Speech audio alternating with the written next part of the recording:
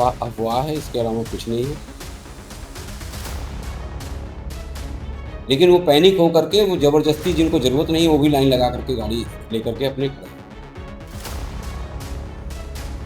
लोग ले चुके हैं इस समय के अंदर और वापस जाते हैं तो उनको गैस मिलेगी भी नहीं और वही ज़्यादा पैनिक कर रहे हैं। अयोध्या में अफवाहों के बीच पेट्रोल डीजल का संकट अब खुलकर सड़कों पर दिखने लगा है।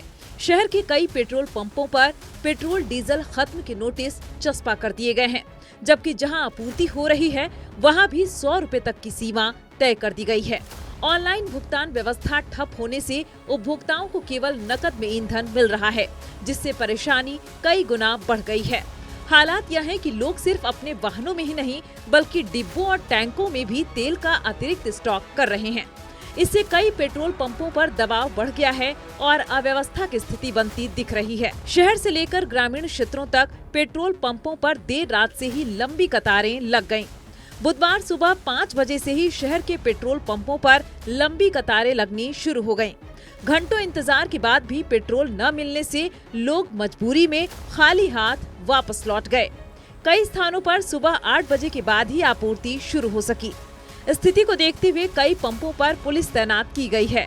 लोग कतारबद्ध होकर पेट्रोल डीजल भरवा रहे हैं। संकट के बीच कालाबाजारी भी तेज हो गई है। शहर में पेट्रोल 200 रुपए प्रति लीटर तक ब्लैक में बिकने की शिकायतें सामने आ रही हैं। कई जगह लोगों को सीमित मात्रा में 10 लीटर तक ही डीजल दिया जा रहा है, जबकि शासन प्रशासन द्वारा पर्याप्त डीजल पेट्रोल स्टॉक होने का दावा किया जा रहा है। लोगों को संयम बरतने और अफवाह में न आने के लिए कहा जा रहा है। फिर भी लोग परेशान और लाइन लगाए हुए हैं। अफवाह है, इसके अलावा कुछ नहीं है। जनपद में पर्याप्त मात्रा में डीजल पेट्रोल उपलब्ध है और इससे पैनिक होकर के लोग जा रहे हैं और ये किसी भी तरह से न कोई सरकार का निर्देश है, न किसी स्तर पर निर्देश है कि किसी को सीमित मात्रा में ही तेल दिया जाए। लोग अपनी गाड़ी ले जा रहे हैं, सबको मिल रहा है। जो लाइन लगाए हैं ऐसा नहीं कि उनको नहीं मिल रहा है, उनको तेल तो मिल ही रहा है, लेकिन वो पैनिक होकर के वो ज़बरदस्ती जिनको ज़रूरत नहीं है वो भी लाइन लगा करके गाड़ी लेकर के अपने खड़े हैं। हमारे पास कल भी पर्याप्त मात्रा में तेल था और आज भी है। इसके अलावा लगातार तेल जो है ऑयल कंपनी से आ भी रहा है जो रास्ते में। गैस के मामले में भी वही स्थिति है। देखिए, हमने डेटा भी दिया हुआ था कि हमें जितनी सामान्य खपत है उसके बराबर या उससे कभी किसी दिन थोड़ा कम और किसी दिन उससे ज़्यादा भी हमें मिल रही है, यानी कि बैकलॉग जो है वो 48 से 72 घंटे से ज़्यादा का नहीं है। लेकिन लोग पैनिक कर रहे हैं, अपने घर में रहने के बजाय वो ले करके एजेंसी पर अपना सिलेंडर चले जा रहे हैं, इसलिए समस्याएं आ रही हैं।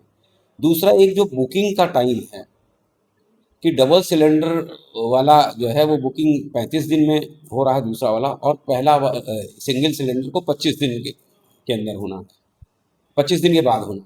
इसी प्रकार ग्रामीण क्षेत्र में 45 दिन के बाद बुकिंग का है।